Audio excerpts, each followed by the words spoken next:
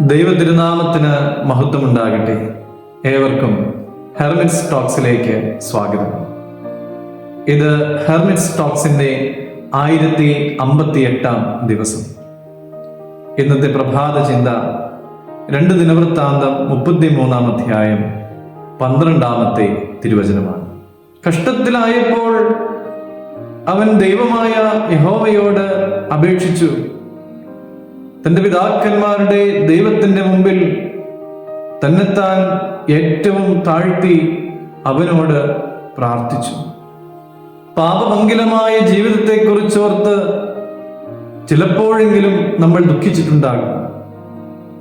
യഹൂദ രാജാവായ മനശ്ശെക്ക് ദുഃഖിക്കുവാൻ ഏറെ കാരണങ്ങളുണ്ടായിരുന്നു. തന്റെ അപ്പൻ ഇടിച്ചു കളഞ്ഞ പൂജാഗിരികളെ അവൻ വീണ്ടും പണിതു. ബാൽ വിഗ്രഹങ്ങൾക്ക് യാഗപീഠങ്ങൾ ഉണ്ടാക്കി. അശേരാ പ്രതിഷ്ഠകളെ നിർമ്മിച്ചു.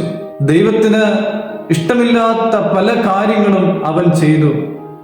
സ്വന്തം മക്കളെ പോലും അഗ്നിപ്രവേശം ചെയ്യിച്ചു. രാജ്യത്തെ ദുഷിച്ച പാതയിലൂടെ നടത്തി.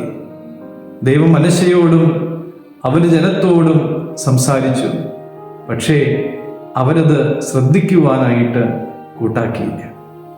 ഒടുവിൽ മനശ്ശെയെ കൊളുത്തുകളാൽ പിടിച്ച് ചങ്ങലകളാൽ ബന്ധിച്ച് ബാബേലിലേക്ക് കൊണ്ടുപോയി. ഒടുവിൽ അവൻ ശരിയായ കാര്യം ചെയ്തു. അവൻ യഹോവയോട് അപേക്ഷിച്ചു. തന്റെ പിതാക്കന്മാരുടെ ദൈവത്തിന് മുമ്പിൽ തന്നെ താഴ്ത്തിക്കൊണ്ട് അവൻ പ്രാർത്ഥിച്ചു. ദൈവം അവന്റെ പ്രാർത്ഥന കേട്ടു. അവന്റെ രാജ്യത്വം യഥാസ്ഥാനപ്പെടുത്തി കൊടുത്തു. നാമും വൈകിയിട്ടൊന്നുമില്ല.